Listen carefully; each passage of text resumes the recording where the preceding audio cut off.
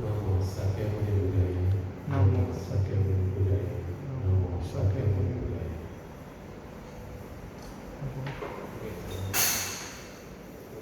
Siapa?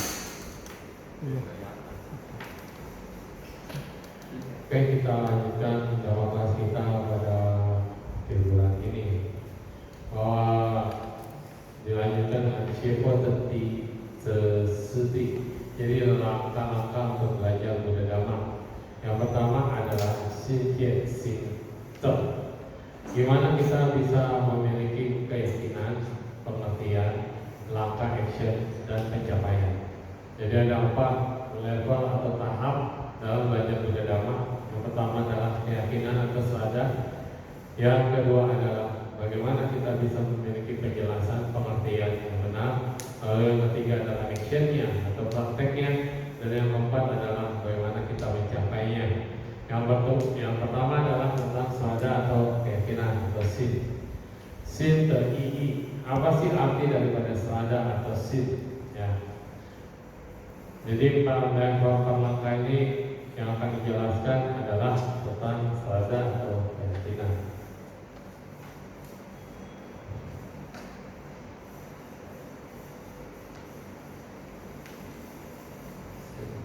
Jadi sin adalah keyakinan.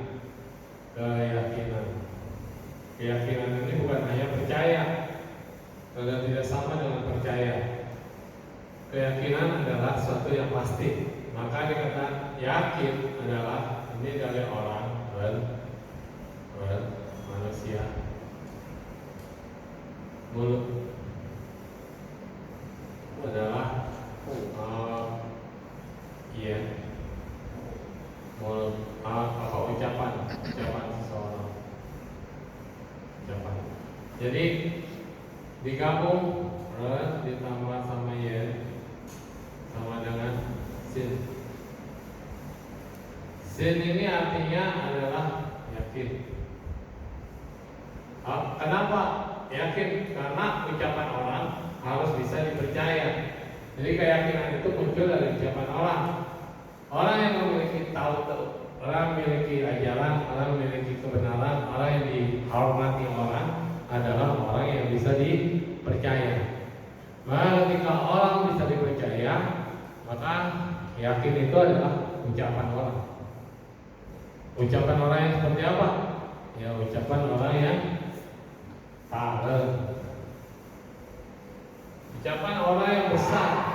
Apa artinya? Yang berjiwa besar. Ucapan orang yang benar-benar punya wawasan luas. Ucapan orang yang dipercaya. Itu adalah yin.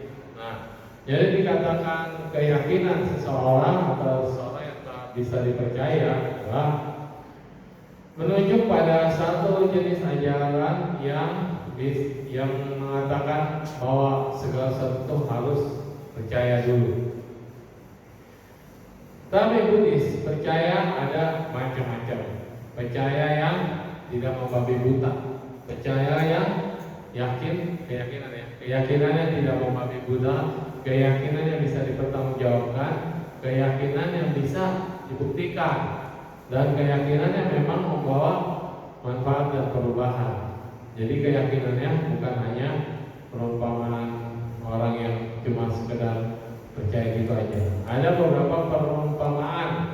Yang pertama seperti keyakinan seperti tangan. Kita memasuki sebuah gunung permata. Kalau tidak ada dua tangan ini yang mengambil sesuatu, kita tidak memiliki tangan. Tapi itu penuh dengan permata. Gunungnya penuh permata. Tapi kita tidak memiliki dua tangan atau tidak memiliki tangan. Nah, bagaimana kita bisa mengambil permata? Benar. Tapi bisa dikatakan juga kita memasuki Buddha Dhamma. Buddha Dhamma tidak ada keyakinan, tidak ada seperti tidak ada tangan. Gimana kita bisa memperoleh manfaat dari mengambil Buddha Dhamma sebagai permata?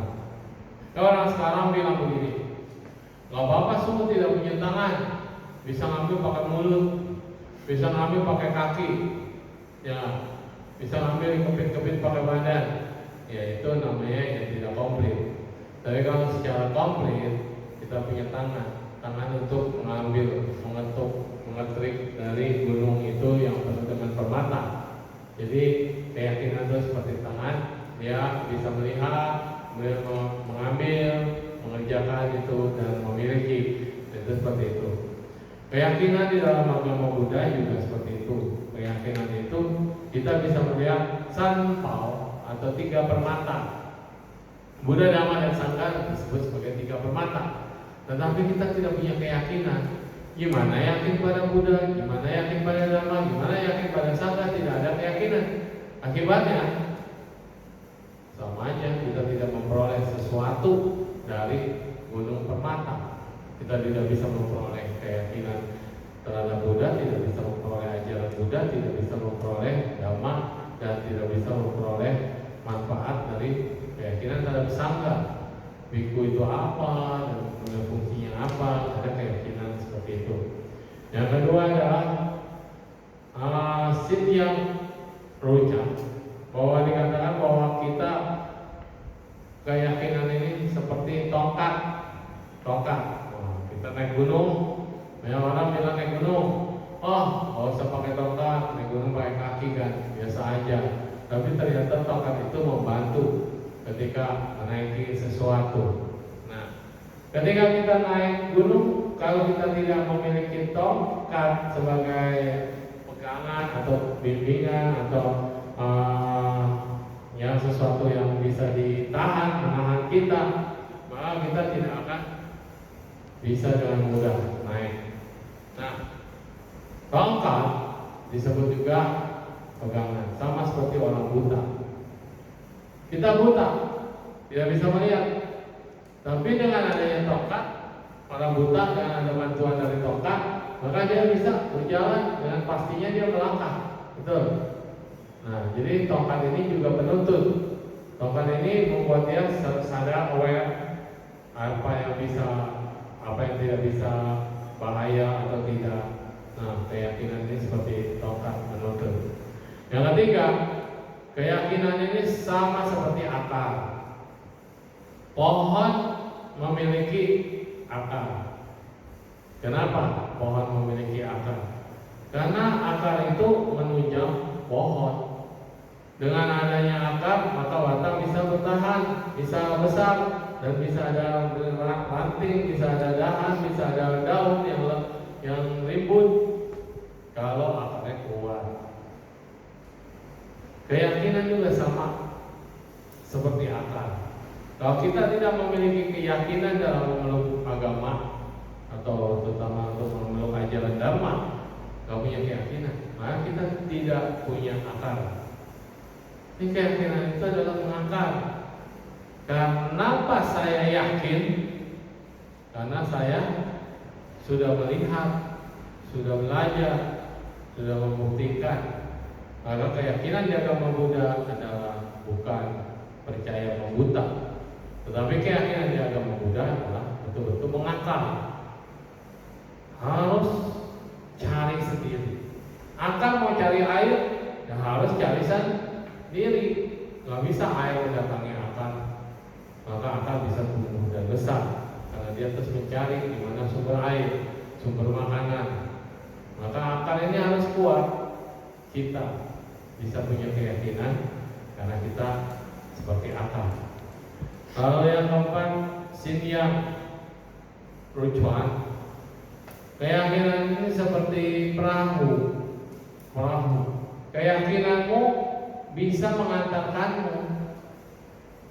Mengantar kemana? Ke pantai seberang. Sekarang udah tahu Buddha adalah seorang yang dengan usahanya sendiri belajar, mengerti, menembus, dan mencapai keadaan yang disebut sebagai Nibbana atau Nibbana. Buddha sudah mencapai Nibbana, memutuskan lingkaran tumimba lahir, dan kemudian Buddha sudah merealisasi kebenaran sejati, penerangan sempurna. Artinya Buddha dengan menjalaninya, dengan menapaki paramita, paramita. Paramitanya disebut sebagai perahu. Maka dikatakan gate-gate para gate bodhisattva, menyeberanglah ke pantai seberang. Perahunya ada, tapi nggak ada keyakinan bisa jalan nggak. Paramitanya ada, kesempatan berbuat baik ada, wihara ada, guru ada, dharma ada, kitab suci ada. Tapi kita tidak naik ke perahunya dan kita tidak punya keyakinan ibaratnya bisa nyampe nggak pantai seberang? Nggak bisa. Jadi ada perahu, kita yakin ada yang arah sesuai dengan arah, maka bisa mencapai ke pantai seberang. Nah, itu keyakinan itu seperti perahu juga bisa menyeberangkan kita. Nah,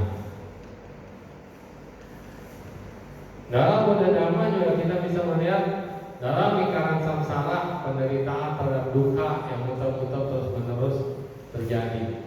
Kenapa? Duka itu kenapa? Jangan halang-halangan. Nah, kita bisa melihat bahwa duka, penderitaan, sebab duka semuanya silih berganti. Dengan adanya penderitaan dan muter-muternya kita di lingkaran samsara ini, tidak tahu mana yang baik dan mana yang benar, tidak tahu bagaimana kita melihat, bagaimana kita mengenal, bagaimana kita mencari. Maka kita bisa memahami ternyata untuk mengarungi lingkaran duka, lingkaran samsara, kita harus tahu, oh ternyata keyakinan itu dibutuhkan.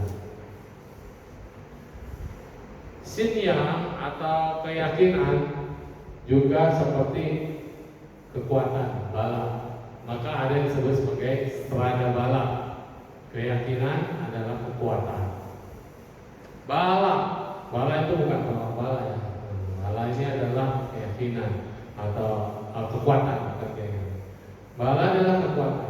Jadi kalau kita memiliki keyakinan, diibaratkan kita memiliki kekuatan. Kekuatannya seperti apa?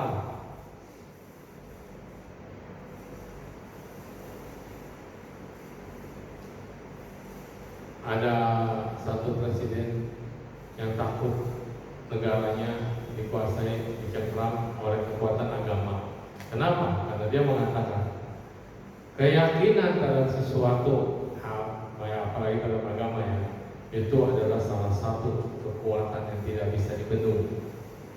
Jadi keyakinan ini adalah sesuatu yang menakutkan bagi seseorang yang tidak ingin kelompok itu berkembang besar. Tetapi kita bisa lihat keyakinan juga memiliki kekuatan untuk mendobrak. Bagaimana kita bisa yakin merubah karma baik kita kalau kita tidak bisa punya keyakinan? Bagaimana mau mengubah hidup kita kalau kita tidak punya keyakinan? Ya, jadi keyakinan ini seperti energi bola yang sangat besar. Keyakinan juga seperti harta. Kenapa dikatakan keyakinan seperti harta? Di dalam dunia kehidupan ini membutuhkan uang, harta. Kenapa begitu? Karena dengan uang dan harta kita bisa melakukan segalanya. Tapi harta bukan segalanya. Tapi dengan tanpa harta kita tidak bisa melakukan segalanya. Oke? Jadi dikatakan bahwa ketika kita melihat kesabaran, pelan-pelan perubahan dengan hati kita mengumpulkan harta.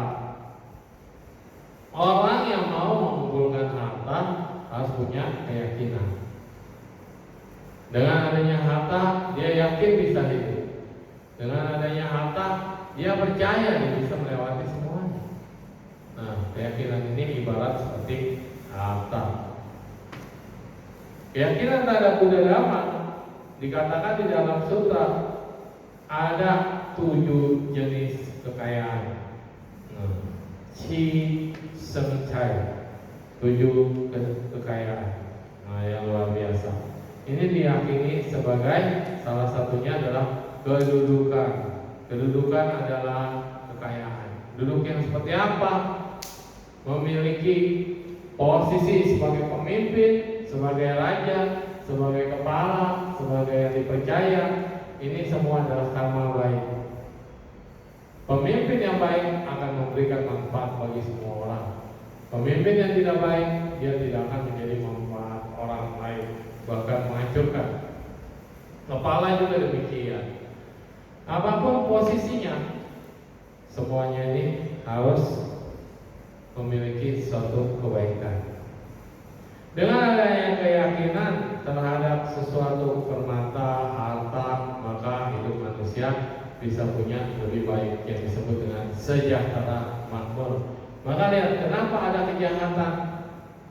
Kejahatan terjadi karena kebutuhan yang mendesak. Kenapa kebutuhan mendesak? Karena tidak ada pekerjaan, tidak ada penghasilan, atau di bawah garis kemiskinan. Bukan berarti semua orang miskin, orang susah itu jahat, tidak. Tetapi ini adalah pemicu sehingga terjadi pencurian. Kalau orang udah makmur, mana mau nyuri lagi. Tapi nyatanya, realitanya, orang sudah kaya, orang sudah makmur, justru masih korupsi. Justru yang korupsi ini adalah bukan orang yang susah. Nah itulah dikarenakan keinginan yang tidak ada habis-habisnya. Parameter kita menilai segala sesuatu itu salah, duniawi banget untuk mengejar sesuatu prestasi dengan mengabaikan kebaikan, malah berbuat kejahatan. Mungkin kekayaannya terkumpul saat ini, tapi begitu diperiksa atau begitu ketahuan, malah akan mendekam dalam penjara, bahkan bisa habis.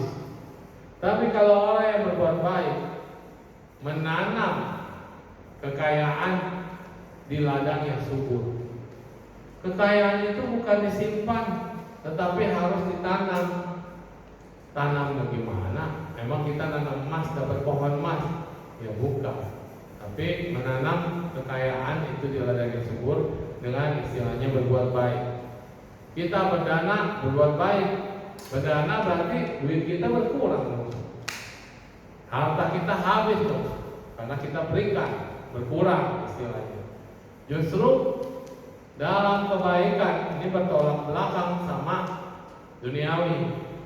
Kalau dalam rumus kebaikan, apa yang kita lepaskan itu yang akan kita peroleh atau kita dapatkan. Itu dalam ladang kebaikan.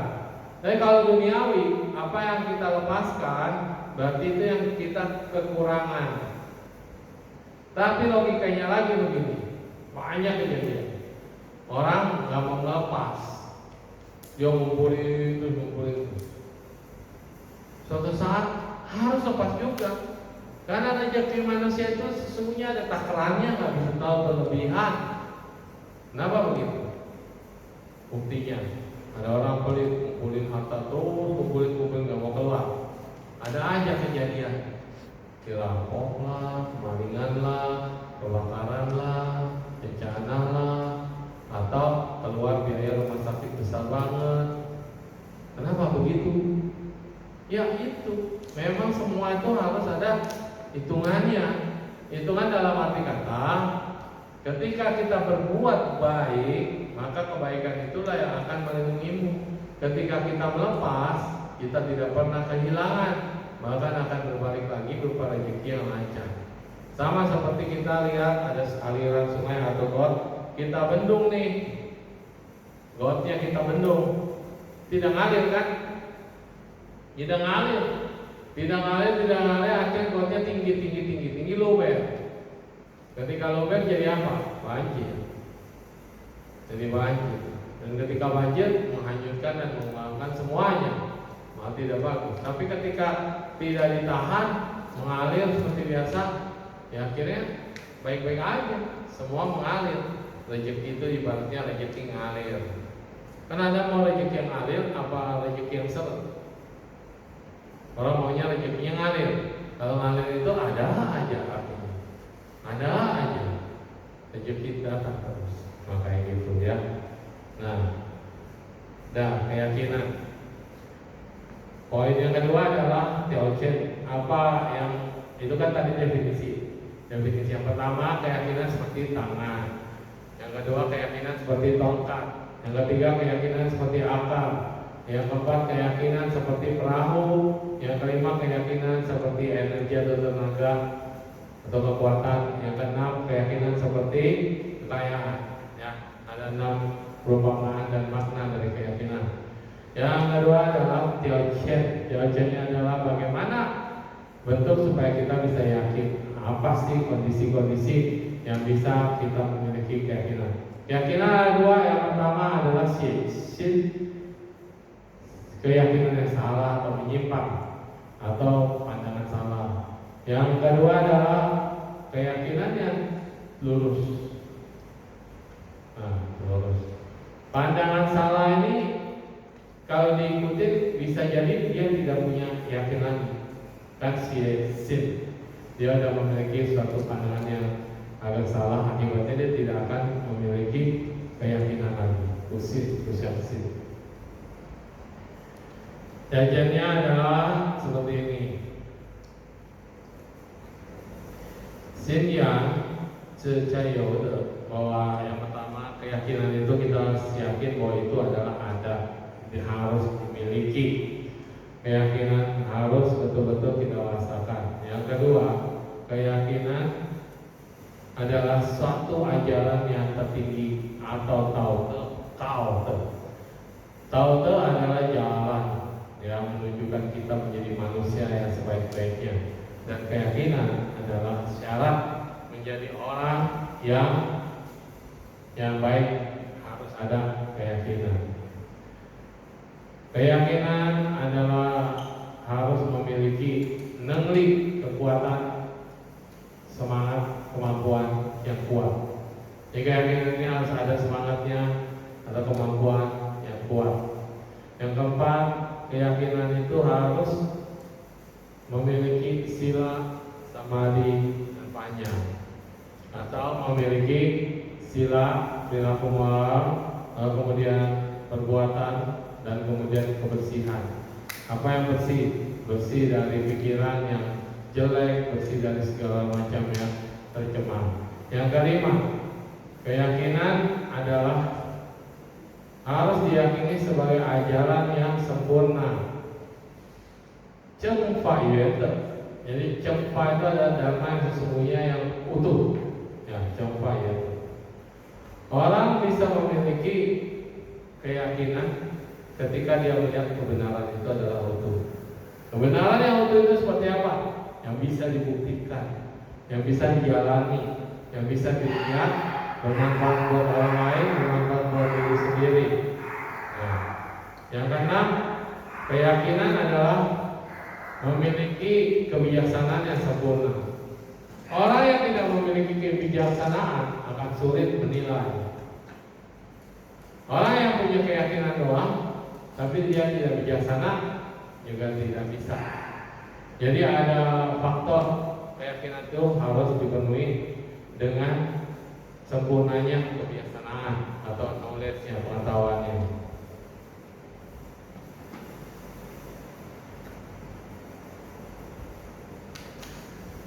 Ada yang dikatakan 4 keyakinan yang salah. Yang pertama, kepada Buddha tidak percaya. Nah, ini adalah susah. Kalau Anda agama Buddha, Anda meyakini agama Buddha tapi nggak percaya dengan Buddha, tidak yakin dengan Buddha, itu keyakinan. Yang kedua, pada Dhamma tidak percaya. Benar sini ajaran Buddha bisa membebaskan. Terus yang ketiga, pada Sangha tidak percaya. Gimana Sangha bisa membebaskan kita, bisa menolong kita? Yang terakhir ada 4 ya. Terhadap sila tidak percaya. Masa sih sila bisa membebaskan kita? Masa tingkah laku Pancasila umat Buddha gampang banget kok, tidak membunuh, tidak mencuri, tidak asusila, tidak berbohong dan tidak mabok-mabokan. Masa itu bisa membebaskan kita, menolong kita? Gak percaya. Ya akhirnya keempat ini jadi bukan keyakinan yang baik. Banyak orang ragu-ragu, banyak orang tidak percaya. Ya udah, akhirnya tidak akan mengerti. Jadi poin yang pertama adalah Swada. Yang kedua, nyana atau mengerti.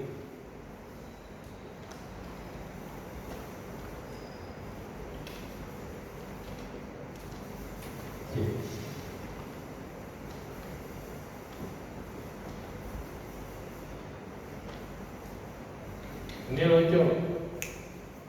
C atau pengertian, atau biasa dibilangnya liaoci.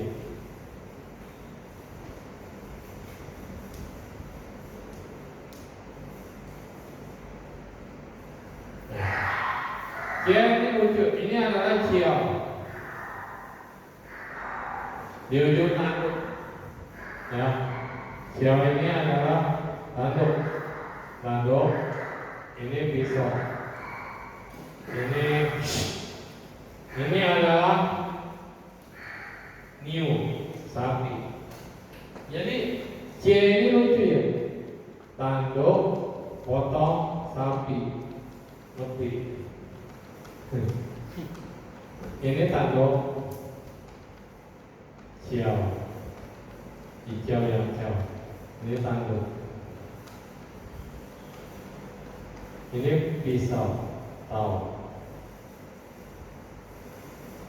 Pisau. Ini new.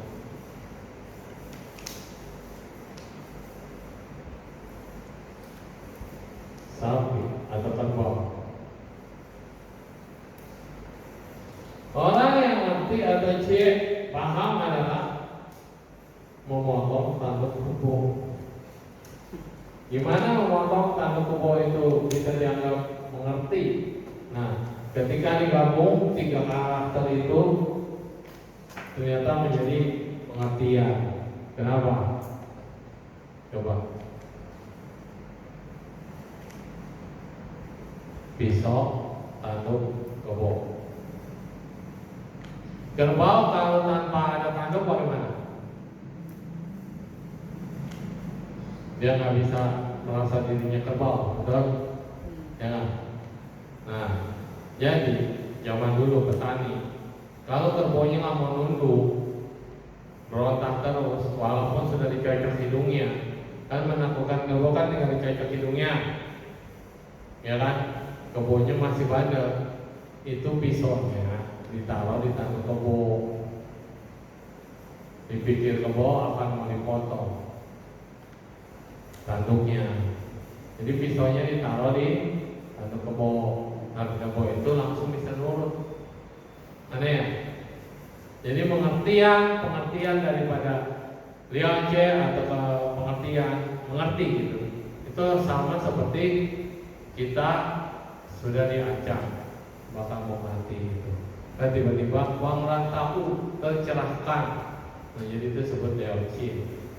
Jadi tanduk kerbau dikasih pisau, menurut nggak lu gitu kan?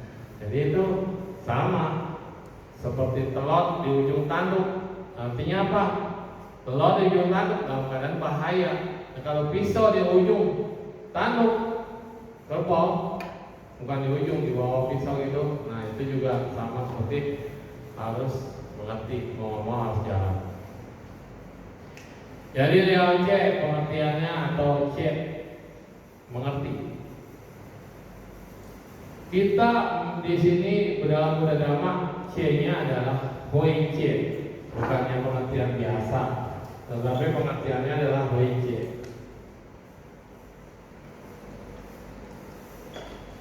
Hoi artinya kebiasaan. Hoi C pengertian yang sempurna, penjabaran, dijabarkan dengan sesuai pengertian. Nah, pengertian yang benar adalah bahwa bagaimana bisa memiliki Hoi C. Hoi C atau pangpa, caranya bagaimana? Yang pertama, bagaimana kita bisa memiliki kebijaksanaan? Bagaimana kita bisa memiliki pengertian? Artinya pencerahan dikit ya. Hoi C itu artinya kayak pencerahan lah.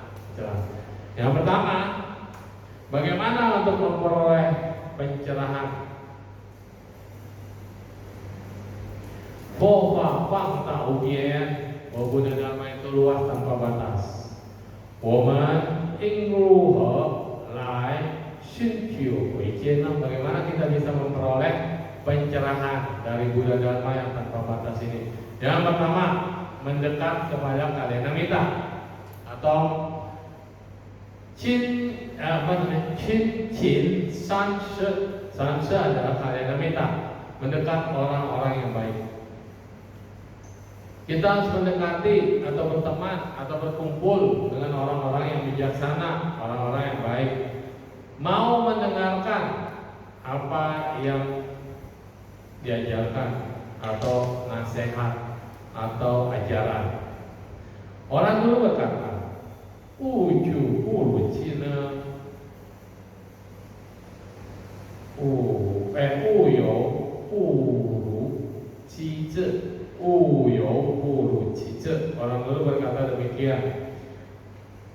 Kalau kita tidak punya teman, bagaimana kita bisa mengerti diri sendiri?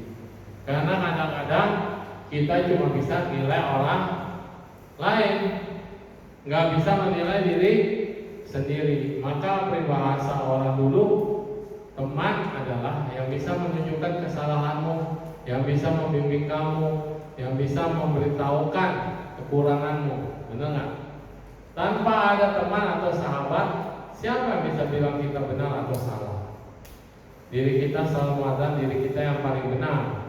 Maka Sanse atau Kalyanamitta ini adalah sahabat yang sejati, yaitu sahabat yang selalu mengajarkan kita untuk terus berada di dalam jalan, untuk terus melatih diri, untuk terus jangan putus asa, untuk terus berbuat kebaikan, untuk terus melangkah di jalan yang benar, jalan Buddha Dharma. Sahabat yang baik atau orang yang bijaksana akan membuat kita, menjadikan kita punya pengertian bagaimana supaya kita di tisarana, bagaimana supaya kita menyatakan perlindungan kepada Buddha Dharma dan Sangha. Tadi kan yang pertama ada keyakinan, harus punya keyakinan kepada Triratna atau tiga permata atau sampal. Maka sahabat yang baik dia akan memberikan Anda caranya bagaimana supaya bisa ditisarana, supaya bisa dibaptis, begitu caranya. Itu sahabat yang baik. Lalu kemudian di dalam prakteknya, supaya kita bisa bijaksana, kita harus belajar dengan guru dharma atau fase atau biksu. Sangga dikatakan sebagai guru dharma. Sangga adalah yang mengajar. Bagaimana caranya kita mendekati sangha? Mendekat sangga bukan berarti kemana-mana ikut saya terus, ngikutin saya terus kemudian ya cuma main-main dengan saya. Mendekat sangga adalah bisa belajar dari apa yang sangga kasih bimbingan, belajar tentang ajaran, belajar tentang satu langkah kehidupan, apa yang bisa kita peroleh dari hidup kita. Jadi sangga itu menunjukkan jalan, menunjukkan cahaya. Sangga itu memberikan lampu. Sangga itu menunjukkan pencerahan atau seperti senter, menunjukkan kalau harus berjalan ke sana, memberikan petunjuk. Nah, itulah yang disebut dengan Kalyanamitta. Lalu kemudian mengunjungi 53 orang yang disebut Changlao atau sesepuh yang memiliki kebijaksanaan tinggi. Kok 53? Siapa? Oh, ternyata ini dari cerita Sudana. 53 guru. Sudana itu di mana? Di Borobudur ada kisah Gandayuha. Gandayuha adalah proses perjalanan Sudana atau disebut dengan Sudana itu disebut sebagai Sancai Tungzi. Jadi kalau kita tanya Sancai Tungzi, ini adalah Sudana. San yang baik, Cai rezeki, Tungzi adalah bocah. Bocah yang baik dan penuh dengan rezeki. Itu disebut Sudana. Jadi Sudana di dalam kisah di Borobudur Itu ada 53 guru yang didatangi. Nah, kemarin saya baru ceramah di Bandung tentang 53 guru ini. Salah satunya adalah 3 guru besar. 3 guru besar dengan 3 keistimewaan. Terus 3 orang biasa, terus cewek wanita. Terus yang lain 2 orang yang bagaimana kerajaan dan istimewa. Ada 53, banyak banget guru-gurunya. Anda bisa cari di Gandayuhan. Kalau diceritain di sini nggak habis. Jadi artinya sang Cetun Sri terus nyari guru. Dia cari guru ini, guru itu, guru ini, guru itu, dan semua guru cuma menunjukin satu cara doang. Bagaimana? Pertanyaan Sudana adalah bagaimana saya bisa mengembangkan body kita? Kan 53 guru nanyanya hal yang sama, ngembangin body kita. Guru yang pertama lihat, saya bisa melihat banyak Buddha. Kamu sudah melihat berapa Buddha? Saya baru hanya bisa melihat 1 Buddha. Ternyata guru yang pertama nunjukin, coba kamu pejamkan mata, lihat di mana-mana penjuru, di atas, bawah, kanan, kiri banyak sekali Buddha. Kuil saja meditasi, dia bisa melihat banyak Buddha. Terus satu lagi menyelam di samudra. Dia bilang, apa kelebihanmu? Menyelam di samudra, karena di dasar samudra banyak pelajaran, banyak kitab suci, banyak hal yang bisa dilihat. Yang satu lagi terbang di angkasa, biksunya terbang di angkasa. Apa yang diperoleh dengan terbang di angkasa? Biasa aja, semua guru-guru itu pada gini, bisa nyelam ke dasar samudra, biasa aja. Bukan hal yang hebat. Menyeberang di angkasa, biasa aja. Artinya, dia sudah melihat satu biksu terbang dan dikawal banyak banget para dewa, para brahmana mengawal biku yang terbang. Dan ketika lihat ke dasar samudra ada naga, ada istana naga dan segala macam. Jadi artinya belajar Buddha Dhamma, mencari sahabat dan menunjukkan kamu baik di angkasa, di darat maupun di samudra tetap bisa belajar Buddha Dhamma. Lalu kemudian dari sadhana itu akhirnya mencari-cari guru dan akhirnya dikatakan apa? Pada akhirnya ujung-ujungnya adalah tentang belajar tentang kesabaran yang tiada batas. Kesabaran yang tiada batas. Sang Buddha sudah katakan dalam nama pada Santi Paramanta Bodhitika bahwa Nibbana adalah cara pertapa yang paling tinggi. Ternyata ini sudah dibuktikan oleh Sudana mencari ke setiap guru, tapi intinya adalah kesabaran tanpa batas. Kesabaran tanpa batas inilah yang membuat kita menjadi luar biasa. Cao Sanzi, Nian Gao Bashi, dia umurnya 80. Lalu kemudian menjalankan Satipatthana Sutta, meditasi perhatian dengan Satipatthana, dan pergi kemana-mana dengan kakinya sendiri, jalan kaki artinya pergi kemana-mana, mencari guru, mencari jalan, mencari bimbingan. Pada akhirnya pencerahannya adalah dikatakan bahwa akar dari segalanya itu adalah bagaimana kita bisa melihat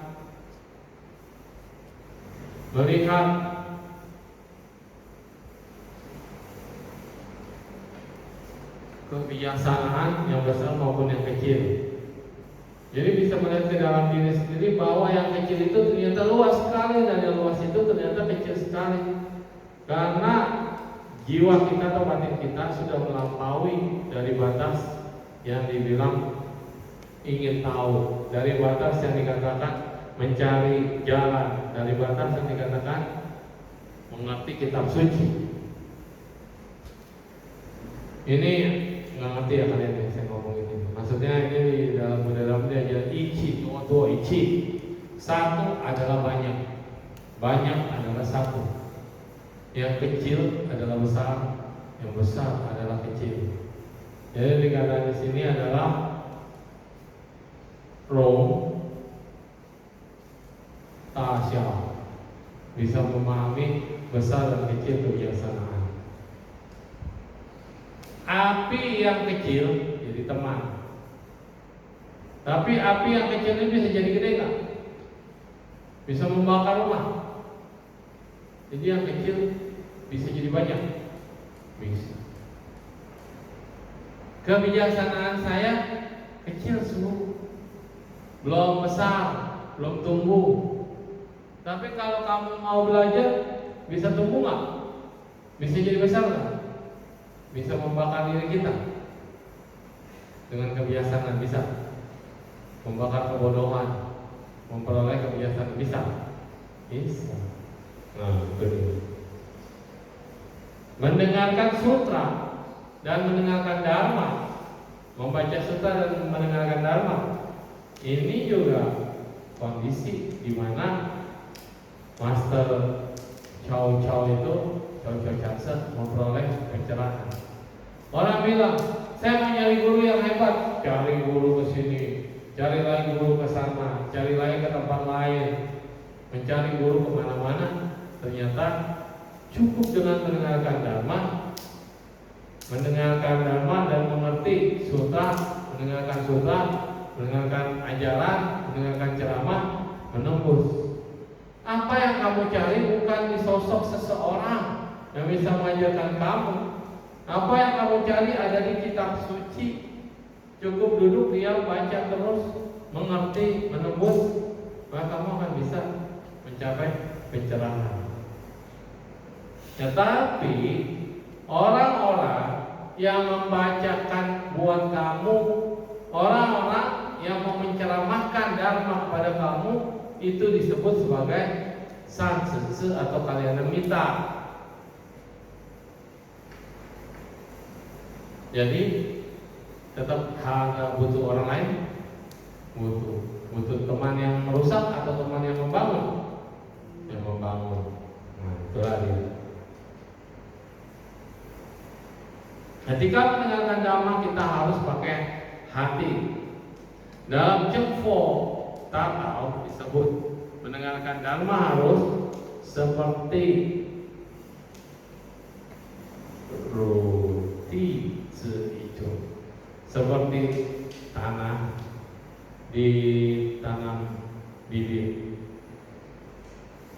Mendengarkan dharma itu harus tenang. Anda tahu dharma ini sesuatu yang bermanfaat, bibit. Saya harus tanam sehingga bibit ini akan tumbuh. Itu dia. Seperti benda yang bisa menerima air, seperti mesin yang bisa menerima air.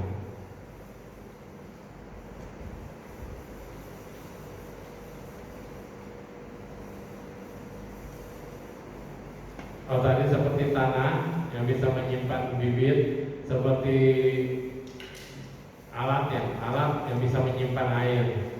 Terus kemudian ingli sanjung, kita betul-betul meninggalkan 3 jenis keburukan, yaitu loba, dosa, dan moha.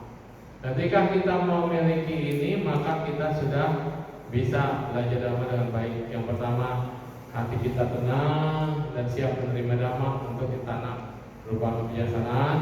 Yang kedua, kita menampung dhamma itu, ajaran itu seperti air yang kita tampung. Nah, kemudian terbebas daripada loba, dosa, dan moha. Itulah saat mendengarkan dharma.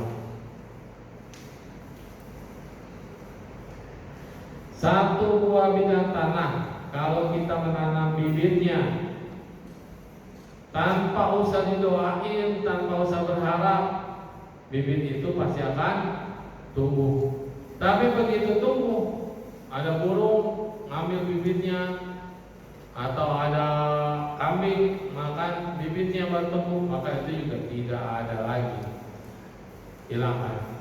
Nah, kalau kita mendengarkan dhamma tidak pakai hati, tidak pakai pengertian, tidak menganalisa, dengar cuma dengar doang, apalagi dengar sambil main HP, ya Anda tidak akan memperoleh manfaat.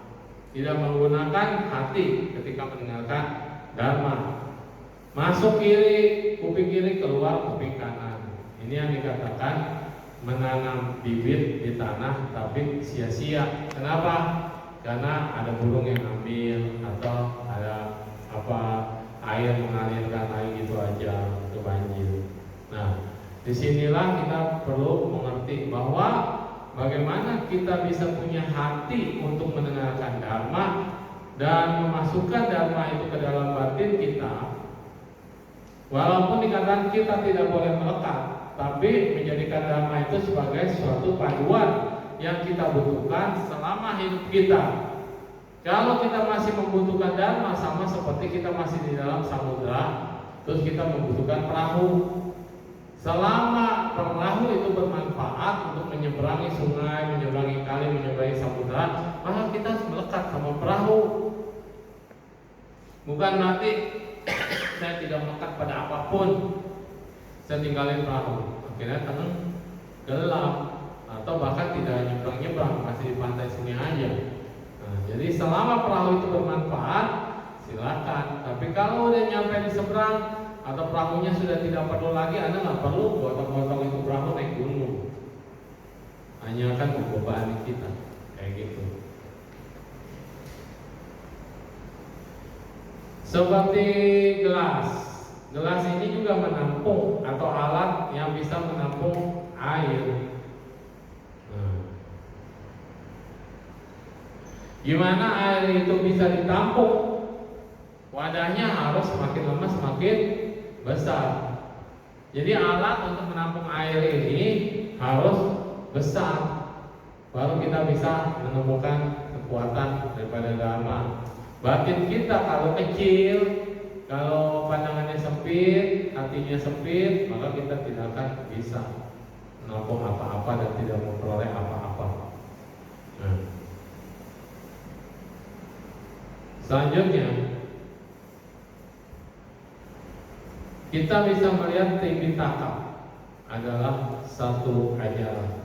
Bagaimana Tipitaka yang banyak ini, yang satu lemari ini bisa kita pelajari? Nggak bisa. Tipitaka itu kalau perumpamaan seperti pagoda dari emas, tinggi sekali. Anda mau belajar Tipitaka, makin tinggi levelnya, makin pengertiannya harus makin tinggi.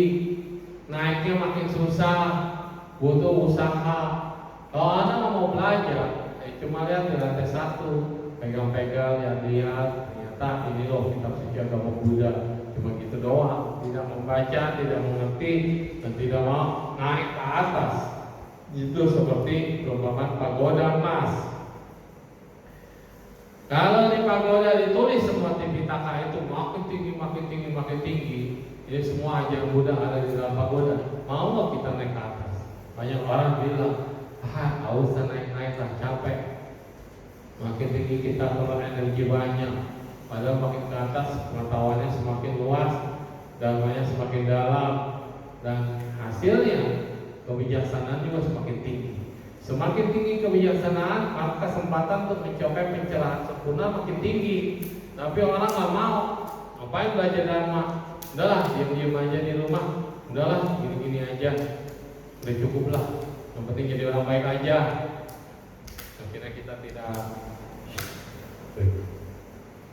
Akhirnya kita tidak serius mendengarkan dharma. Tadi baru diajar. Dengan tidak serius belajar dharma, nah kita tidak akan memperoleh apa-apa. Nah ini sancang Tipitaka. Bagaimana kita bisa ngerti, bagaimana kita bisa menembus, bagaimana bisa mendengarkan dharma dan ajaran, dan bagaimana ajaran ini bisa menolong kita untuk memasuki kebijaksanaan. Buddha berkata bahwa dharma adalah harus betul-betul digunakan sebagai alat. Dharma adalah betul-betul digunakan sebagai alat yang untuk membuka matamu, membuka kebijaksanaanmu, alat yang bisa digunakan untuk memasuki pintu dharma. Kemudian baru bisa menjadikan semua murid-murid ini mengalami yang disebut sebagai pencerahan. Bagaimana bisa melihat mata batin ini terbuka kalau kita tidak mau belajar dan memasuki pintu Dharma? Bagaimana kita bisa meneliti Buddha Dharma ini? Bagaimana kita bisa menembus pengertian dari Buddha Dharma ini? Nah, jadi Buddha Dharma itu seperti satu paman pintu yang harus dimasukin. Setelah pintunya masuk, Anda harus lihat dalamnya ada apa, isinya bagaimana. Kalau kemudian setelah masuk, Anda harus bisa melihat, mendekati siapa yang ngajar di situ, siapa yang membukakan pintu, udah masuk, udah jalan, lihat siapa yang ngajar. Lalu kemudian manfaat apa dengan belajar Buddha Dhamma? Ya, setelah Anda ada guru yang mengajar, lalu kemudian bisa memperoleh manfaat apa ketika belajar Buddha Dhamma? Dan akhirnya disinilah kita mengerti bahwa satu, kue ifa pu sekweire atau kue ifa pu kweire, berlindung atau mengerti tentang memasuki Dharma bukan karena orang. Jadi ifa pu ire, semua itu adalah Dharma, bukan orangnya. Anda lihat saya, mungkin saya nggak baik, orangnya jutek, atau orangnya nggak nyaman, orangnya nggak baik, tapi saya bisa mengajarkan Dharma. Lihat Dharmanya, jangan lihat orangnya. Saya melakukan kesalahan, jangan lihat kesalahannya, tapi lihat apa yang saya bisa berikan Dharma. Karena orang semua bisa salah, orang bisa nyasar, orang bisa salah paham. Tapi kalau dia mengajarkan Dharma yang baik, ya ajar Dharma, maka itu disebut ifa puira, atau berlindung pada Dharma, tidak berlindung pada orang. Ize po ise, kita melihat bahwa kebiasaan itu lebih daripada kesadaran. Kalau kita beri kepada kesadaran saya, apa yang sudah saya tahu nih, oh ilmu yang saya dapatin segini, terus akhirnya saya sadar cuma segini doang kesadaran saya. Kesadaran itu kan yang menyimpan memori ya. Jadi kalau se itu ise namanya, kesadaran memori atau gudang alaya winyana. Kita cuma seperti gudang alaya winyana, menyimpan apa adanya dari yang dulu. Dan kalau kita menganggap yang saya simpan ini adalah yang paling benar, apa yang saya udah tahu dulu, ya udah pasti cuma ini, nah kita tidak akan berkembang. Tapi kalau kita mengembangkan kebijaksanaan atau knowledge, belajar dan terus belajar, maka ketika yang kita pelajari ini akan disimpan di dalam memori ini sehingga menjadi bekal di masa depan. Jadi yang penting adalah knowledge-nya. Terus yang ketiga, ii pu i, yaitu mengembangkan makna dan arti yang mendalam daripada cuma sekedar apa yang dibicarakan. Banyak orang terpaku dengan apa yang sudah menjadi turun-temurun tradisi yang sudah dibicarakan, tapi tidak tahu manfaatnya apa. Kayak orang bilang pantangan ini, pantangan itu, nggak boleh begini, nggak boleh begitu. Orang cuma dikatakan, engkau gua bilang begini nggak boleh. Nanti mama saya bilang begini nggak boleh, ini nggak boleh dilakukan, ini nggak boleh dilakukan, pantangan. Tapi nggak tahu maknanya. Kayak contoh, suruh sering ceramahan. Nah, ada orang bilang, kenapa sih kita selalu makan ikan tanpa ada kepalanya? Tanya sama nenekmu, karena nenekmu itu suka makan ikan nggak pakai kepala. Jadi disajikan itu ikan harus dipotong kepalanya. Nah, kalau neneknya udah nggak ada, mau nanya sama siapa? Nanti itu anak akan ngomong lagi ke anaknya. Kalau makan ikan itu kepalanya harus dipotong baru digoreng, gitu ya. Nanti cucunya nanya lagi ke siapa? Oh itu katanya amamu nanya, itu katanya neneknya dulu, kocok. Ternyata kalau neneknya masih hidup, neneknya bilang, oh dulu itu kualinya cuma kecil. Jadi kalau ikannya gede atau panjang nggak muat, jadi kepalanya harus dipotong. Makanya kita makan ikan selalu kepalanya dipotong karena kualinya kecil. Dan ngerti. Jadi bukan karena makan ikan itu kepala harus dipotong, misalnya gitu kan. Nah ini adalah pengertian. Jadi yang harus tahu maknanya dulu melakukan sesuatu. Kenapa saya harus sembahyang? Kenapa saya harus namaskara? Kenapa saya harus berlutut? Namaskara artinya Anda menaklukkan diri sendiri. Namaskara artinya Anda harus merendah. Nah seperti itu.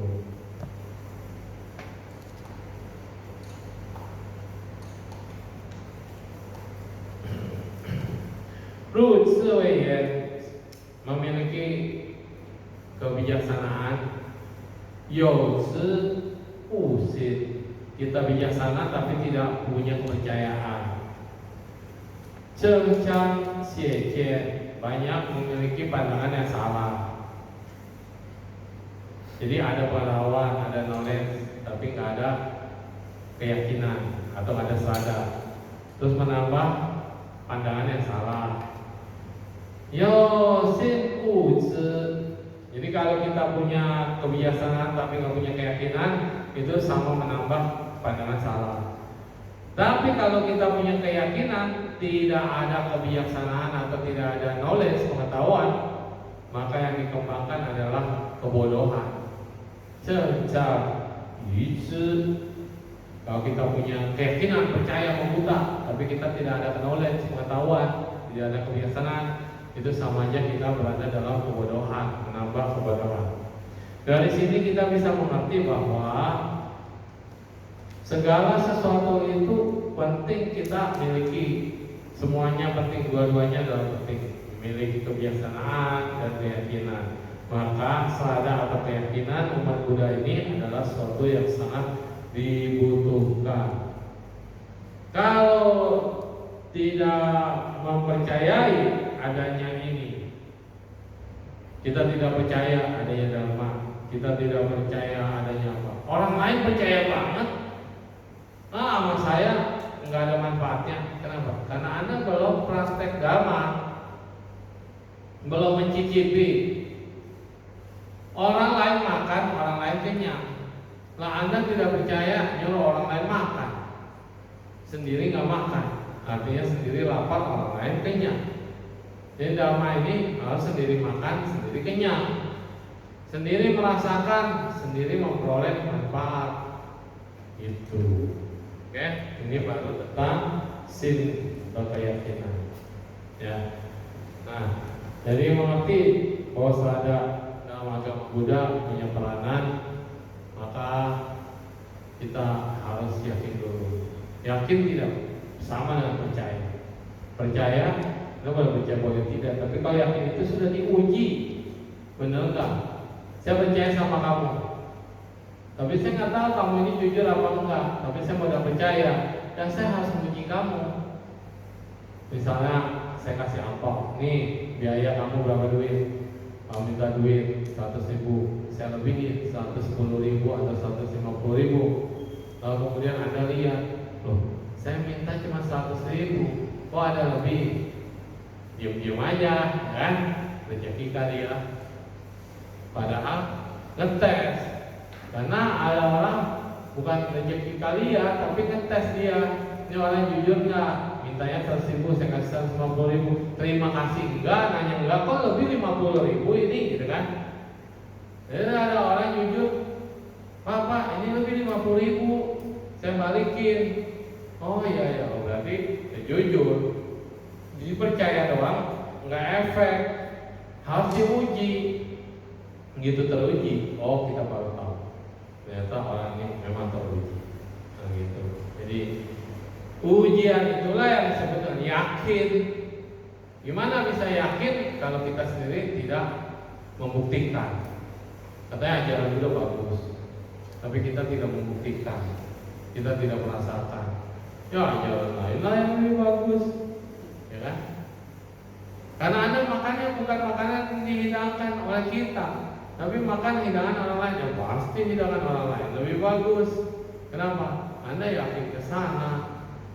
Ya kita yakin pada diri sendiri. Oh, ini makanan hanya membuat saya kenyang. Dan kemudian kalau saya kenyang, saya punya energi, punya tenaga untuk berpikir, untuk berbuat. Tenaga karena saya udah makan, saya rasakan cukup, kenyang, saya bisa bekerja. Ketika saya bekerja, saya bisa menghasilkan. Dan saya bisa menghasilkan, saya bisa berbuat.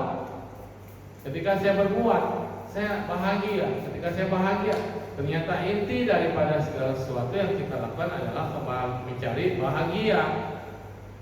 Anda nyari duit buat apa? Buat bahagia.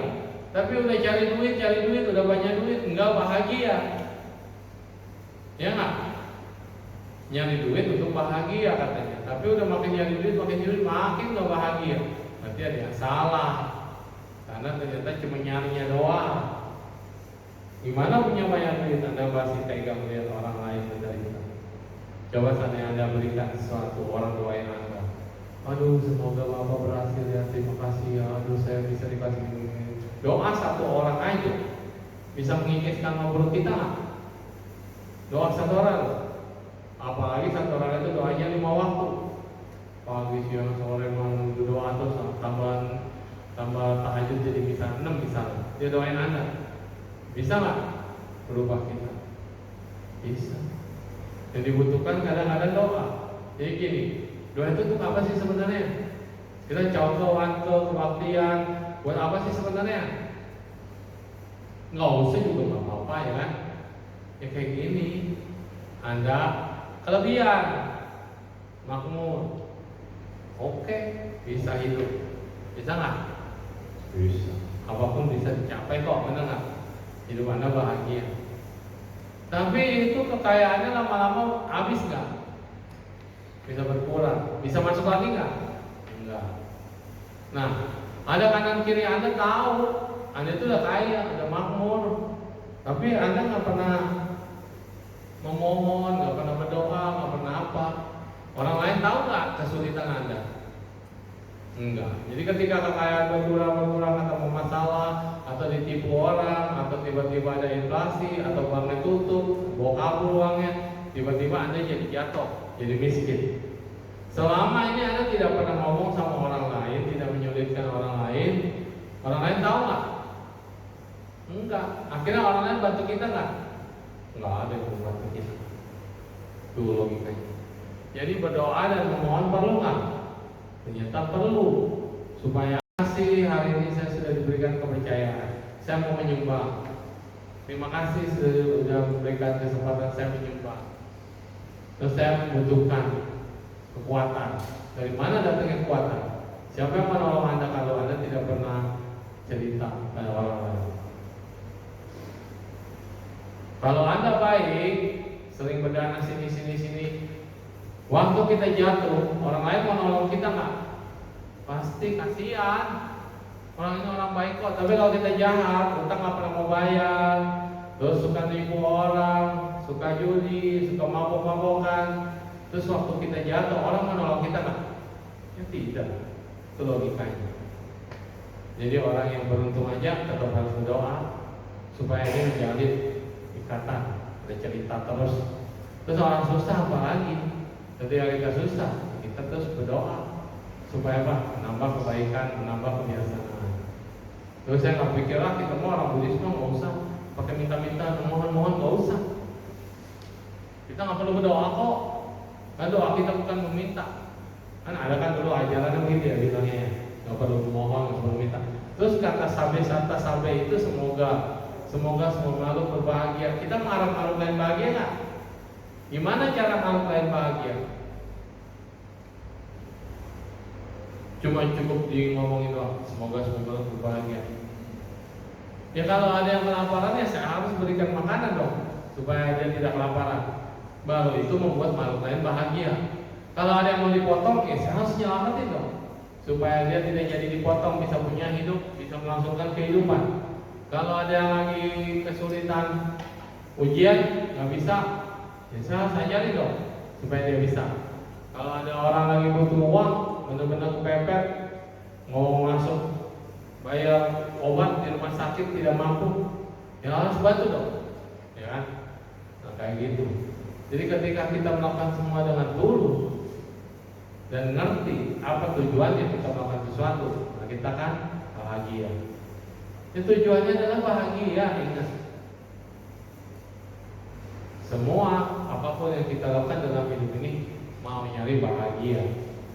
Ini gimana mau nyari bahagia kalau sehari-hari yang didekati adalah sesuatu yang panas, sesuatu yang meledak, sesuatu yang membuat kita tertekan? Gimana bahagia? Bagaimana mau nyari bahagia kalau kita tidak bertambah kebijaksanaan, kalau kita tidak belajar? Bagaimana bahagia? Bagaimana bahagia kalau kita tidak pernah memberi? Nggak pernah tahu tuh orang lain kalau dapat sesuatu itu bahagia banget. Melihat orang lain bahagia, ternyata kita juga bahagia. Bagaimana mau bahagia kalau kita sendiri cuma mikirin diri sendiri? Nah, itu dia.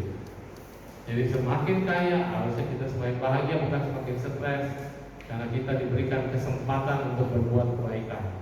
Tapi lihat, orang makin kaya utang makin banyak. Karena katanya kekayaannya diputerin. Jadi yang kaya adalah sebenarnya bank, ya kan? Bank berikan pinjaman, Anda kelola dengan baik, Anda kaya kelihatannya. Tapi kalau udah waktunya jatuh tempo harus dibayar, ketika kita mau bayar nggak mampu, akhirnya jatuh. Tabungan kebaikan juga sama.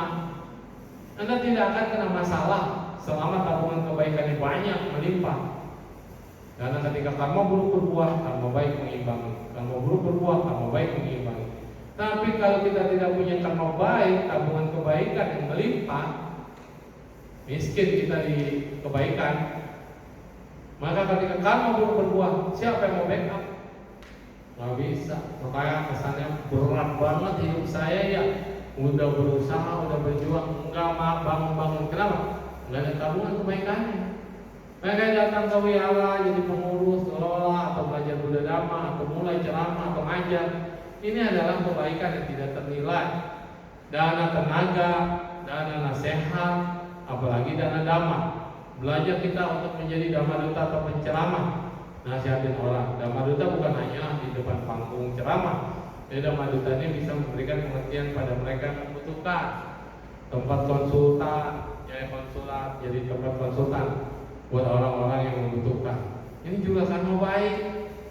Jadi berdana itu bukan berarti cuma materi, bisa dengan tenaga, dengan ikhlas dan tulus, bukan dengan tekanan atau bukan dengan ketakutan, tapi ikhlas dan tulus.